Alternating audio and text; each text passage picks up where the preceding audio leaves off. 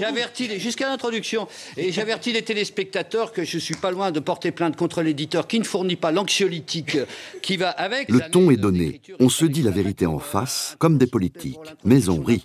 Car les enjeux sont ici dans le spectacle, dont les éditorialistes politiques affinent le genre. Celui-ci combine divers ingrédients. Quand il n'y a pas de croissance, Keynes nous a appris qu'il fallait au contraire lâcher les déficits. Une expertise tout d'abord, où l'exposé des arguments fait bon ménage avec les exagérations de la farce.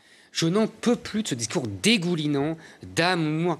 C'est vraiment infernal. Enfin, la métaphore bien trouvée, qui met les rieurs de son côté. Bernadette Chirac qui moque la froideur d'Alain Juppé, pardon, hein, c'est le réfrigérateur qui se moque du congélateur. Hein. Ou les formules qui claquent, parce qu'elles condensent une théorie. Juppé pourrait être le meilleur candidat de toutes les gauches, y compris la droite. Au centre du spectacle, la mise en scène de la dispute, avec le paradoxe de l'accord surprise. Là, la dispute va être ratée parce que je suis d'accord avec ça. Car l'événement est dans le comportement de l'acteur plus que dans le contenu politique. Comme moi, le mea culpa, on l'attend tous.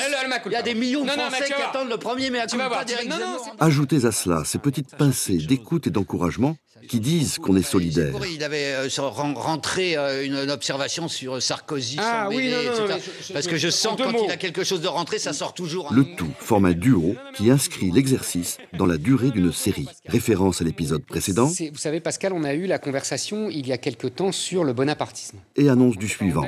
J'espère qu'on aura une discussion la prochaine fois. Je ne sais pas si tu as vu nos désaccords sur la ligne Azur. Bien. On y reviendra la semaine prochaine. En résumé, le commentaire politique devient un duo facétieux qui mêle la farce à l'argument, le spectacle à l'expertise, la légèreté à la gravité.